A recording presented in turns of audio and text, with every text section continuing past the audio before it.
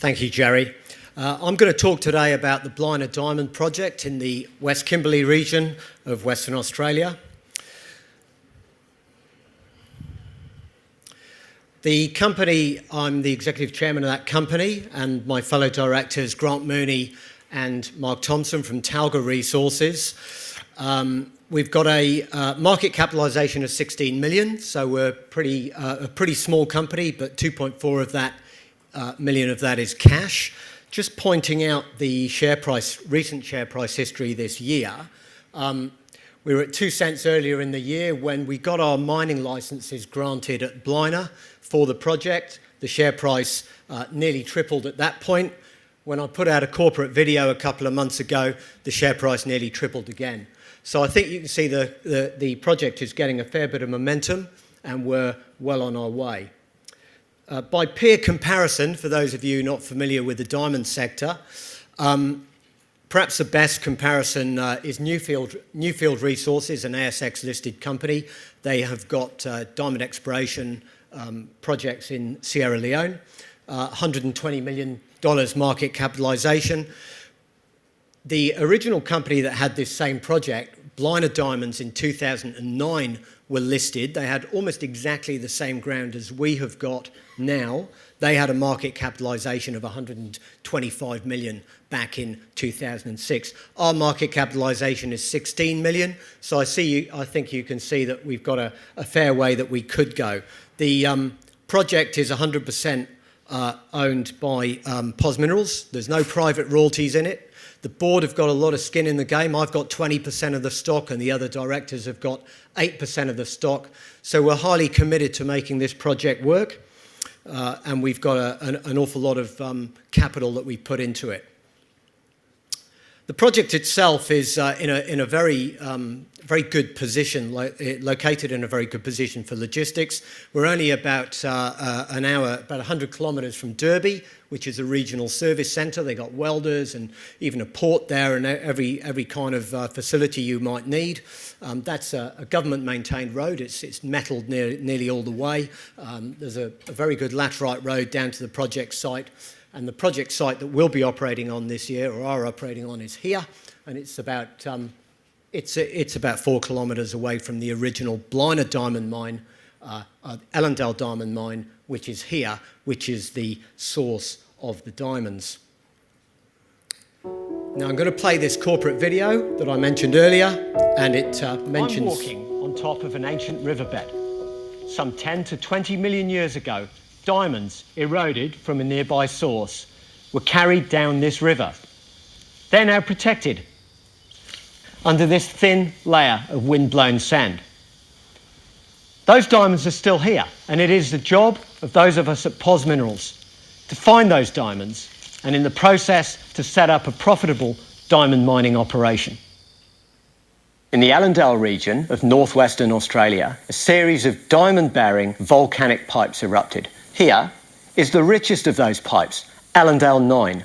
Until recently, Allendale 9 produced over 50% of the world's fancy yellow diamonds, including these beautiful gems. When Allendale 9 erupted, the original land surface would have been some 40 to 80 metres higher than where I'm now standing, and the pipe itself would have been in place up to that level. Subsequent erosion led to the diamonds getting washed down the ancient river. The name of this remarkable diamond-bearing channel is Terrace 5, and POS Minerals has estimated an exploration target of 1.6 to 4.1 million carats of diamonds for this paleo river system. Previous trial mining within the POS Minerals project area has already produced a significant quantity of diamonds. Some of these stones have the same highly attractive fancy yellow colour as the Allendale 9 diamonds. These beautiful stones are greatly prized by the top buyers. For example, this 8.4 carat stone recovered from Terrace 5 was recently valued at $44,000 US. Alluvial diamonds concentrate in high-energy river environments, such as rapids or waterfalls. Diamonds are denser than most material in the river and gravitate to the lowest points. Some of the best trap sites are called potholes. As the pothole deepens through erosion, gravel and diamonds fall into the hull. The gravels abrade and the resultant sands get flushed out. But the diamonds, being heavier and harder, remain. If you continue this process for thousands of years, bonanza grades can build up. Here is an example of pothole trap sites from the Ocus diamond mine on the Orange River in Namibia. For POS Minerals to succeed in finding these missing diamonds where others have failed, we have used a new breakthrough ground-penetrating radar technology, or GPR. An earlier version of GPR was used at Blina in 2002, but was found to be ineffective due to high signal-to-noise ratios. However, modern electronics has vastly increased the data acquisition rates, and so the latest generation of GPR allows the modelling of the all-important trap sites. As a result, numerous new, deeper diamondiferous channels within Terrace 5 have been defined. 2 of these channels, 1 and 2, already contain tested diamond grades up to 10.5 carats per 100 cubic metres. However, within channels 1 and 2 are 9 highly prospective and untested new targets which have been revealed by the ground-penetrating radar. These are the 9 high-grade targets which will be the focus of our future work. In cross-section, these trap sites look like this. The original pitting here just missed target 3 at the bottom of this potential pothole. These exciting GPR targets are easily accessible, being just 2 to 8 metres deep. We are on track to commence bulk sampling and trial mining operations this dry season as POS Minerals works towards becoming Australia's next diamond producer.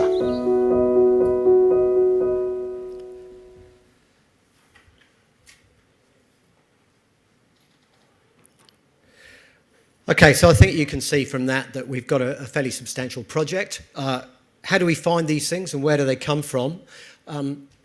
These are the missing diamonds, and this is where they were. And we know that originally what the grade was because that area has been mined already. And so the bits that are eroded off the top, we've got to find out where they've gone.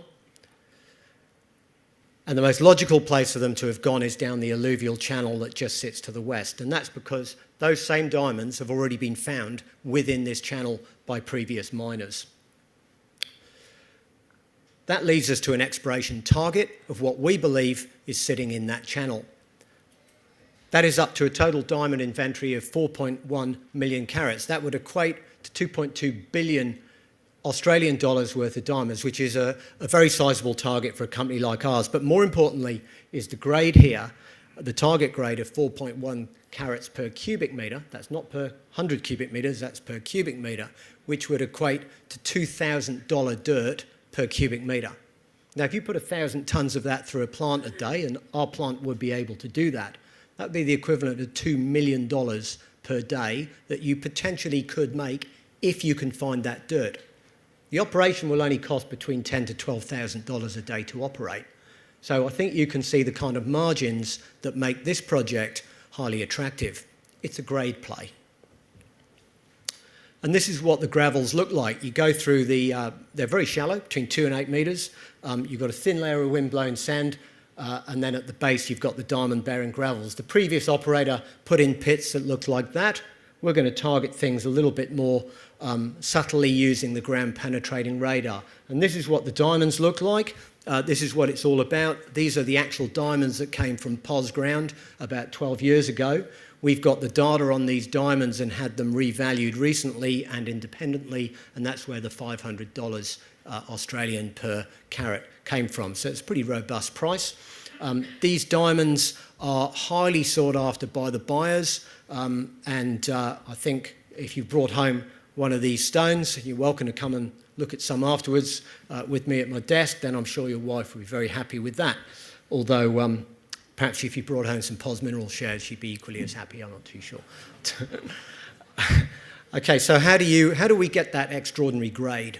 Well, alluvial diamonds concentrate in a certain preferential way in these potholes and in trap sites. I'm a geologist. I spent most of my life chasing alluvial diamonds and gold. Here's a picture of me in Guyana back in the early 90s, where I spent some years diving in rivers, building my own dredge and and chasing diamonds down there.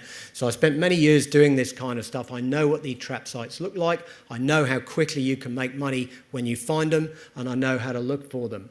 So I think we've got a good experience in the company in terms of moving forward, trying to find these things. And the way that we've done it is, it's hard enough when you're diving in a river trying to find one of these traps. But trying to find it when there is no river, but the river's gone now and it's just got sand on top of it, so it's an ancient paleo river, is very difficult. And that's where the previous operator was challenged. But the new technology of mobile phones has really busted open, or the rapid collection of data, I should say, has really busted open the geophysics here. And ground penetrating radar now gives us these beautiful images that were not previously available. It's kind of like the holy grail of alluvial diamonds, these images. So these brand new data that we're now collecting allows you to find these and model these trap sites. We've got a fair amount of confidence in them because the original pitting, actually this pit here, unfortunately missed the actual pothole trap site which we've modelled here. But this original pitting shows us where the bedrock is. And if you correlate that with our modern data, you can see that it correlates. So we've got a fairly good amount of confidence in these trap sites, and they are waiting to be tested. We know the channel's got diamonds in it because they've already been found.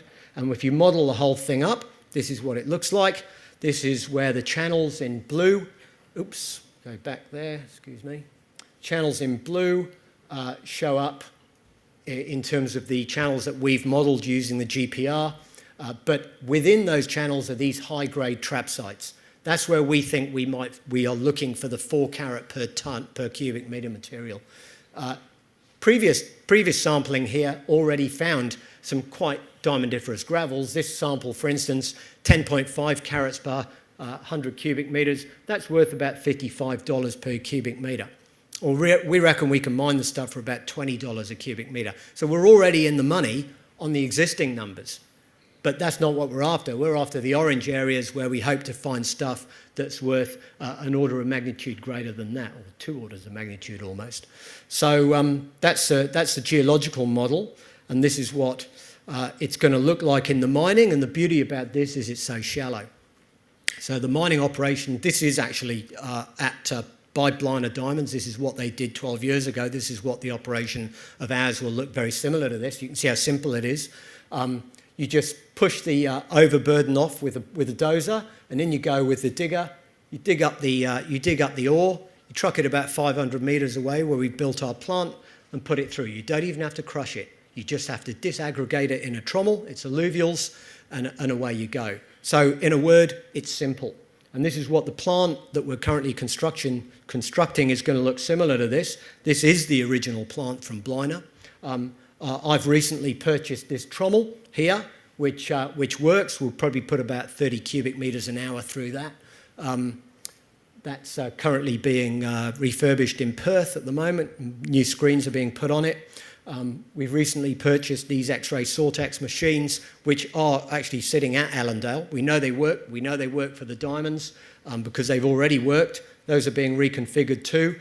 And by the 3rd quarter of this year, that plant should be operating and we should be recovering diamonds. In a word, it's simple. In fact, all of this stuff, we can lose all of that. We're not putting a DMS plant in. We're using the new rare earth magnets to get the laterite out. So it's a much simpler and cheaper to operate plant. So we've achieved a lot in the last couple of years at Blina. We've got full mining leases already granted. We can go straight to mining if we get the grades that we're after in the exploration. Got 2 full mining agreements with Aboriginal groups up there. All of the permitting is virtually done and much of it's granted. We will be commencing bulk sampling next month, and following that the plant will be commissioned. So we'll actually have some gravels on the ROM pad next month, and we'll be close to finishing that. So thanks very much for your time, folks. I hope to see some of you afterwards at our booth, our area that we've got. I'm sitting at a table in the far corner there, and we're very much looking forward to this exciting project and to doing some sampling and getting some diamonds later in the year. Thank you.